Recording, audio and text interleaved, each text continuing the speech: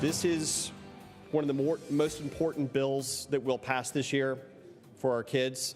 This will impact every single student in each of your districts, grades 9 through 12.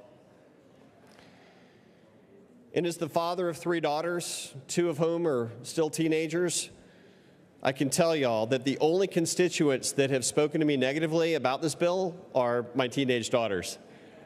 Every single parent unanimously, every teacher, and everyone else out there has said this is the best thing we can do for them and their future success. Getting phones out of the classroom became a reality today as the Senate passed House Bill 1009, unanimously banning the devices in schools from kindergarten to high school. Good evening and welcome to Lawmakers. It's day 36 as we wind down the final days of the 2026 Georgia legislative session. I'm Donna, Lowry in Atlanta. From tax cuts to school funding, what the state budget means for your wallet, from your child's classroom to health care, workforce gaps, and more. There is a lot in Georgia's budget. Because the passing of a balanced budget is the only thing legislators are constitutionally mandated to do. Tonight, we're going to tell you where your tax dollars are going and what it means to your family. On the show are the chairmen of the House and Senate Appropriations Committees. First, let's hear from Capitol correspondent Sarah Callis on what took place today on day 36. Donna, on day 36, lawmakers gave final passage to a bill banning cell phone use in high schools and debated making daylight savings time permanent. In the House, members okayed Senate changes to the House substitute of a bill expanding Georgia's medical cannabis program, including adding lupus as a prescribable condition. SB 220 passed 144 to 21. The House also unanimously approved Senate Bill 542, which adds clergy members to Georgia's improper sexual conduct laws to prevent sexual abuse by religious figures. This bill will allow in the law clear and necessary boundaries, which establishes that when a clergy member uses his or her undue influence, uses the position for the purposes of coercion, deception, intimidation within that pastoral relationship to ultimately engage in sexual contact, that is not a consenting situation. Members also took up SB 443, which increases the penalties for blocking a road to a high aggravated misdemeanor. This stops streets from being blocked and bridges and no public access when they're crisis. This would cause a highly aggravated misdemeanor, which could be up to about 12 months in jail or up to a $5,000 penalty. For anyone who purposefully or recklessly obstructs any highway or street in such a way to render it impassable. Some Democrats opposed the bill and said it could discourage protests. They also took issue with a civil liabilities clause that could allow someone to sue protest organizers for damage. It is trying to solve perhaps one problem, but is creating a deeper harm for the people we represent. In practice, this bill is not just about traffic enforcement, it's about protest and who pays the price for participating in it. Republicans shot back that blocking roads threatens public safety by delaying ambulance response times. Another member said, this is not a public safety issue.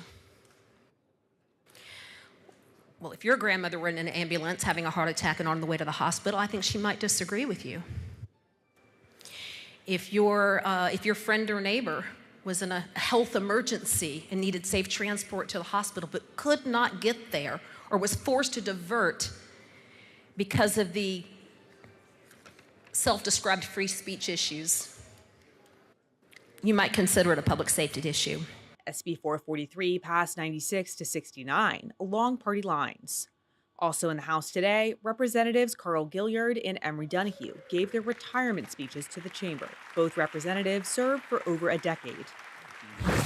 The Senate took up 14 pieces of legislation today. They went along with House Bill 1009, which would ban personal electronic devices from K through 12th grade classrooms for the entire day. This will impact every single student in each of your districts, grades 9 through 12. And as the father of 3 daughters, 2 of whom are still teenagers, I can tell y'all that the only constituents that have spoken to me negatively about this bill are my teenage daughters. Every single parent unanimously, every teacher, and everyone else out there has said, this is the best thing we can do for them and their future success. It passed unanimously. HB 79 would provide a tax credit for having an approved safe gun storage device and for taking gun safety class. But the Senate added a 4-day exemption period every October for guns, ammunition, and other related items. Mr. President, I move that HB 79 be committed to the Committee on Rules.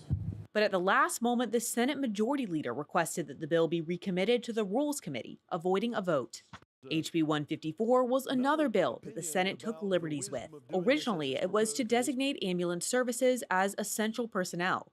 But the Senate gutted that and added language that would switch the state from Eastern Daylight Savings Time to the Atlantic time zone. It's about the reality that every time we change the clock, we create confusion for families, for businesses, for schools, and for anyone trying to maintain a consistent routine. And for what? The evidence that this system does what it was originally intended to do is weak at best. But the evidence that it disrupts people's lives, that is overwhelming. But there wasn't consensus on the issue, with one senator citing the disruptions it could cause with other surrounding states. Some months of the year we would be consistent with South Carolina and our neighbors. Other months of the year we would not be consistent with South Carolina, North Carolina, Florida, and even folks in other time zones. It would create chaos by us having to maintain not just what time zone we're in, but what months of the year we're in for scheduling meetings, flights, and schedules. And I think there's just some unintended consequences that aren't contemplated in HB 154. Despite the concerns, the bill passed 45-5 and now has to go back to the House for their stamp of approval. And finally, HB 717 would allow the regulation of ketamine medical facilities to distribute, under medical supervision, the use of the drug for psychiatric treatment and therapy. The bill passed 50-1. The session continues on Wednesday with day 37 as lawmakers speed towards sine die. That's my Capitol Report. Donna? Thank you, Sarah. Tonight, our focus is all about budgets, the little one or amended budget, and the big one that will take care of state needs beginning on July 1st. This is the 4th year this pair has joined lawmakers for the budget show. Republican Senator Blake Tillery of Vidalia has served in the Senate since 2016. He took over as appropriations chair in April of 2020. And Republican Representative Matt Hatchett of Dublin, he was first elected to the House in 2010. He became appropriations chair beginning with the 2023 session. Welcome once again to our annual budget show. I appreciate this. Breaking it all down. Thank you. Yeah, it's not all about the numbers. We're going to talk about how it affects people. No, it affects people.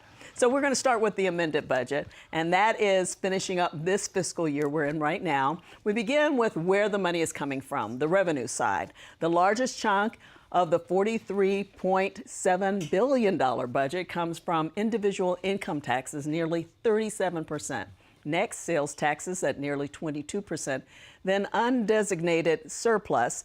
There are fees at 7.9%, corporate tax is 7.2%, motor fuel tax at 5.8%, and the other category is set 5.7%. And then there's a 4.2% from the Georgia lottery.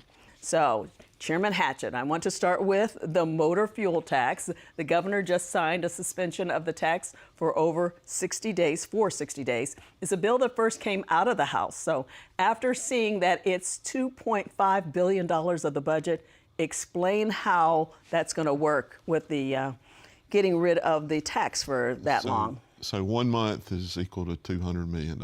Okay. So that's $400 million.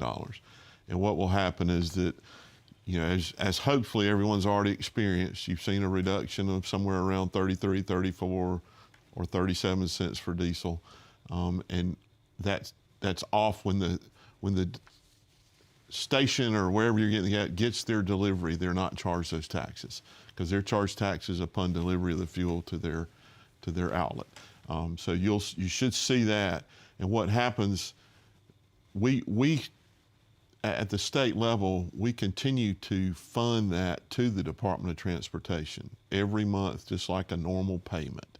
So at the end of the year, this end of June, that hopefully excess we have, will be brought from the surplus to fill the holes. Okay, we were going to talk about the surplus later, but that's how we get through this period that we hope won't last very long, but 60 days we've got, huh? Well, we've done what we can do with, on that light. So and made a lot of people happy. Yeah, I think it's been well received. All right, Chairman Tillery. This is, of course, the current budget that we're talking about, but you are behind the major push for a reduction of the individual income tax, which we saw is the largest chunk of the revenue, bringing in about $16 billion. So how will the budget handle the loss of that money? Well, one, we've got to get that bill across to the end first. So there's several proposals that are out there. One of them reduces the state income tax percentage-wise, something we've done in the past. There's another provision that I've sponsored that accelerates that, bringing the state income tax down. And then there's a third one that I've sponsored that eliminates the state income tax on 64% of Georgians in the first year and gives everyone who makes more than $100,000 a $5,190 savings. It's a big, huge tax savings for every single Georgia family and has the benefit of eliminating the state income tax for 64% of them. But how will the money be made up? Yeah, so our state income tax, as you showed on your chart just a few minutes ago, brings in about $16 billion. We give out about $30 billion of corporate welfare, corporate credits. So what our plan does is eliminates 29 of those and uses the savings from those credits that are going to special interests right now. Some are going to data centers, some are going to yacht manufacturers. You buy yacht parts in Georgia, you don't pay sales tax. That's not helping anybody in Fulton County pay for gas, groceries, or childcare. So we use that money instead to reduce their income tax. Give them a 5% savings in the time that you've already mentioned is extremely difficult right now for them to make ends meet. So this is still a bill that's still out there. We still don't know what's going to happen yet. We got 4 more days. Okay, yes, we do. Well, let's get into where the amended budget dollars are going. So as always, we can show you that nearly half, 48%, goes to education. Next, 21% to health and human services. Then 11% transportation, and the rest in order of amounts, bond, debt, cash, capital, general government, and then 1% to economic development. And so, Chairman Hatchett, have the priorities changed a little bit in the past years? Education still has been number one since I've been there, and it still is. I mean, the percentages change a little bit because of the total amount or however. There's a little bit. It's usually around 50%. So it'll probably stay that way. And a lot of people don't realize that is such a big part of it. Right. When they see things happening in their schools, they don't realize how much you guys do for them. We're fully funding QBE, I think, is that $14.9 billion? Yeah. Yeah. So, I mean, it's the Quality Basic Education Act that's been around for a long time. Now I want to show some of the one-time add-ons in that amended budget. It includes $409 million to build a new mental health hospital in Atlanta, $325 million for an endowment to initiate the Need-Based Dreams Scholarship, $600 million to establish a College of Optometry at Georgia Southern University, $600 million to provide state employees and educators with a one-time $2,000 salary supplement, and $850 million for the Homeowner Tax Relief Grant Program to provide local property tax relief. So I am going to start with you, Chairman Tillery. Let's talk about that new mental health hospital.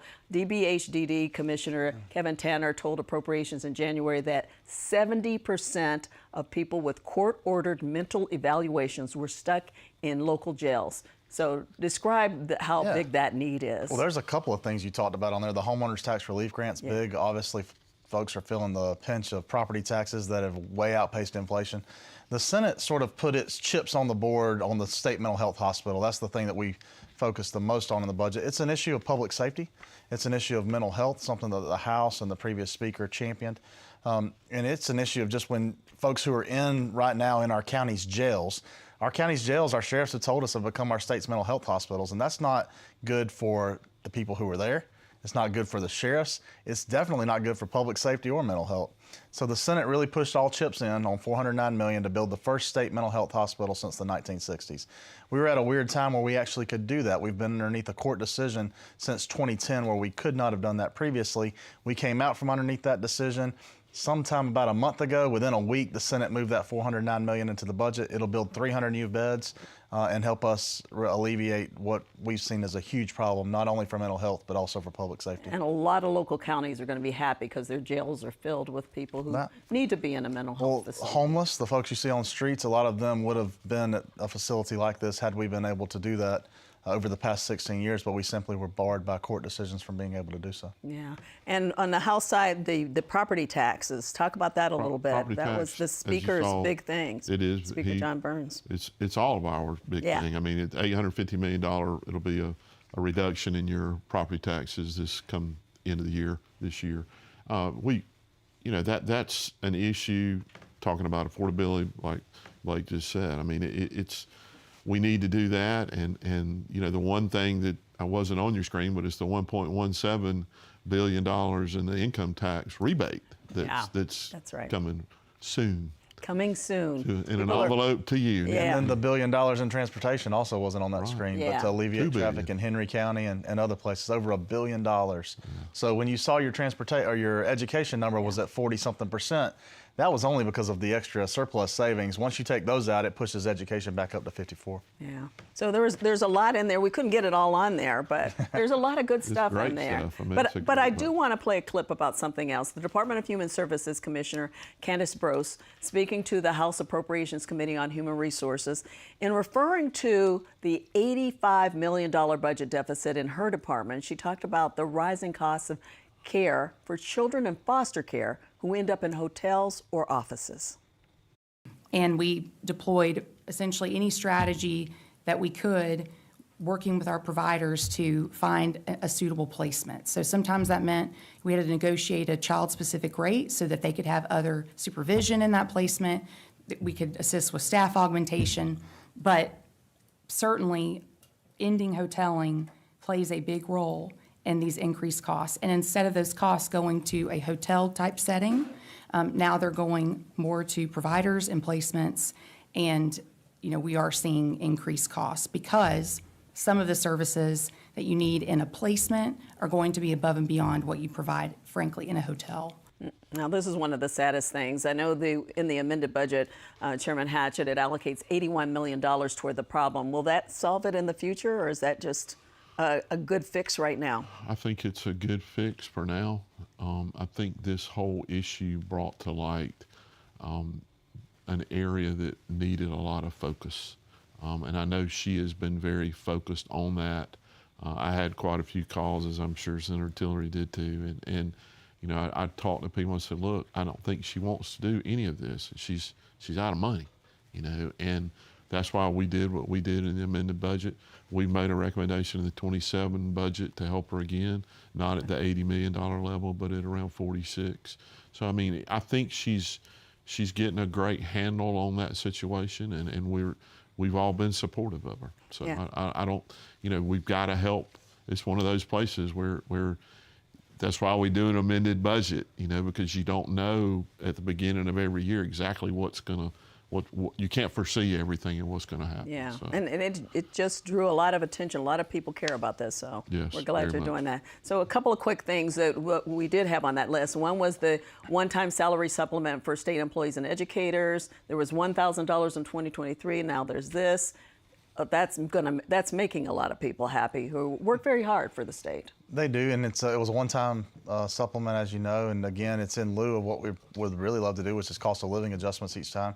But the budget simply is not going to be at that level right now. And what Chairman Hatchett said about some of the things with DHS, we've got a lot of federal changes. Some of those are reasons why we had the issue we had at the Department of Human Services. And those federal changes do ripple throughout our budget, and they cause impacts that we then have to address at the state level. Okay. Quickly, the DREAMS Scholarship, need-based. We hadn't had it before. Never had it. $325 million into our student finance area to administer that needs-based scholarship. I think all the details are still being worked out, but I think it's something that's going to definitely help our schools. I call them, I guess they're not really children, but I guess they are children that are going to college and need that little extra amount to be able to go. Yeah. And I think it'll be, and there's some, you have to do some service hours and things like that to pay. There's some that just need to get over the line to finish up. So, well, we're going to continue. You guys aren't going anywhere. So coming up, we'll talk about the fiscal 2027 budget, which the House has passed and the Senate is still mulling over a little bit. And one of the House priorities deals with third graders. Georgia Farm Bureau, a grassroots organization dedicated to preserving Georgia agriculture. Farm Bureau advocates for all Georgia farmers at the state capitol during the session and year-round. Georgia Farm Bureau, the voice of Georgia farmers. Hi, I'm Burt Wesley Huffman, joining you from the set of Lawmakers, now in its 56th season covering the Georgia legislative session. You know, community and collaboration are foundational to our work, and we're honored to bring those concepts together around the issues and stories that matter to you. Your engagement powers our ability to create trusted programming that encourages curiosity and conversation with Georgia in focus. It's all here for you, so please support it now with your generous gift at gpb.org/give. It's not a country thing or a city thing, but it is a get the crew together thing. It's not a soul music thing or a folk music thing, but it is a finding your new favorite local band thing. It's not a Yellow Jacket thing or a Bulldog thing, but it is a Football Fridays thing that brings every fan to their feet. Tune in to GPB. It's a Georgia thing. We came across this intriguing story. Things are starting to get going. Are you prepared? It is a golden opportunity.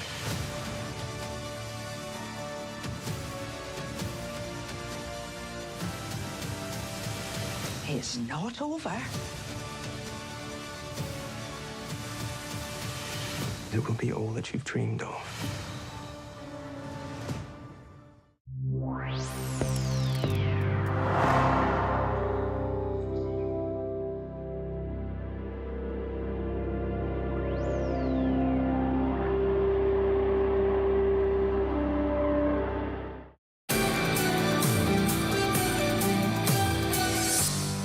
Welcome back to Lawmakers. I'm Donna Lowry. We're going to continue our examination of Georgia's budget with the appropriations chairs from both chambers, Representative Matt Hatchett of Dublin and Senator Blake Tillery of Vidalia. So as we continue our discussion, we didn't talk about something, how the amended budget, both chambers had a lot of priorities, you guys had a lot, and some were different from each other.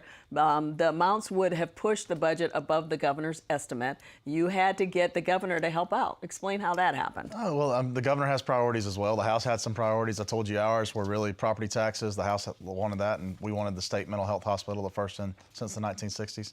So the governor came to the table at the end with the priorities that he wanted to include, and it all worked out at the end. Yeah, so we were able to get a little out of that surplus again, so a little bit helped out a little. Everybody gave a little, and everybody got a little. Okay. That's right. That's right. Well, in the House, fiscal year 2027 budget, you've already discussed it, but let's talk about where the money is coming from. Again, the biggest chunk from income taxes, followed by sales taxes, corporate taxes, other motor vehicle tax and fees, and the lottery. And spending, again, the biggest chunk is education, then health and human services, public safety, transportation, and some smaller categories right there at the bottom. So Chairman Hatchett, the total is $38.5 billion. How tough was it to reach that number given the needs versus the revenue? Well, it's always tough.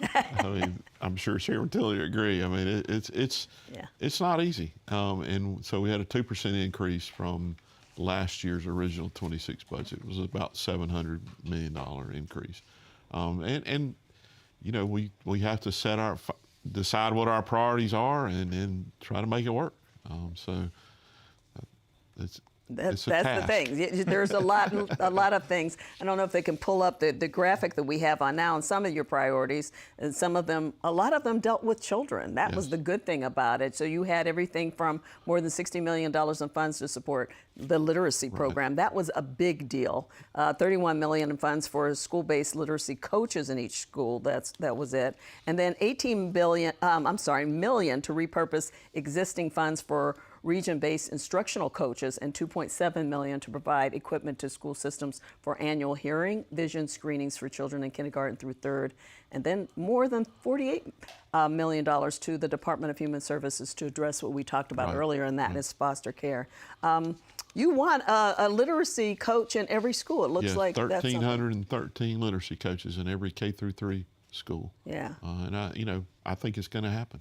I think it won't happen in a year, but I mean, you've got to have time to ramp up and decide exactly what the qualifications are and get the people trained to get them in there. So I think it's going to happen. States around us have done it, and we're not creating the wheel. It's something we're copying, and I think it'll be great. So. You also had priorities when it came to health care, but also with corrections. That's a big need, isn't it? Yes, we continue to have a need there, and I think we put around $100 million in the budget for other corrections improvements, staffing. You know, the staffing, we've made adjustments there in the pay and in the officers, and we're having better luck at getting officers and keeping officers. So, and to get them in the prison so that we don't have some of the issues we've had in the past. Okay, so the budget is in the Senate, and a lot of people don't understand there's a process when it comes to that, and it takes a few days. It takes about 16 days. We say 2 weeks, 2 days. That's the time. So we're in that process now. We should finish it up at the end of this week, and there's going to be a lot of the priorities of the House that we share as well. Clearly with literacy, they were able to fund in their budget about 44% of the literacy coaches necessary. We're going to take a look at that and see if we can help. We're also going to focus on education in other areas like we have, mental health. And I think you'll see us really push forward this time 2 big issues. One, our state's retirees. We want to make sure we address the ongoing issue we see there with them and the lack of a cost of living increase in high inflation environments. And then also the now comp waivers. I think you'll see us look at those and see what we can do to help our families who have children with special needs. Those are just 2. Those aren't the only priorities, but I think those are 2 that maybe we haven't focused on in the past that you'll see us take a more diligent look at this time. Okay, well, the main thing is at some point you'll get together with the conference committee and make it all work, and it'll have to happen before the end of sine die, which could go on forever, actually, right? I mean, sine die, isn't that what it means? There's probably a lot of people in there that don't want it to go on forever. Us included. Chairman Tillery, this will be your last budget. You are running for lieutenant governors. How does it feel? You know, I've had an awesome job, and it's been great to follow on the heels of Chairman Jack Hill, who taught me. It's hard to believe that from him and me together, we've chaired the budget now for over 20 years, almost 30 years. And honored to work for him. But it's, you know, this is not a permanent job. And I've been proud of the things we've been able to do for the people of Georgia, the money we've been able to put in education, public safety, and our state retirees, our state mental health hospitals. But, you know, this is not permanent, and someone else will do a better job than I ever did. Well, I wanted to know if you wanted to say anything about, you talked about being locked in a room together, having to go through all of this. What has it been like to work with them? 3 or 4 days. It's been fine. It's been great. We're just 3 or 4 days. We get locked in the room. We do take breaks. You know, twice a year. I hope so. No, that's true. No, but it's what we have to do. I mean, because you know, Senate has priorities. We have priorities. We come together and work it out. I mean, and you know, and then the governor is involved in that too as well, because we find out, you know, sometimes we might have not known we've done something that they don't like. So anyway. It's a process. It's been interesting to have you both, and I appreciate that. Now, you have something special you want to do before we leave. That is true. Listen, I know back at home right now, John and William and Jeremiah, as we were on here last time, you said I did not wave to you. I'm so sorry. So from me and from Uncle Matt sitting over there, we hope you go to bed. It's time to go to bed, and I hope you have a good night. And I love you, all 3 of you, immensely. Ashley and Nicole, thank you for what you do for our family.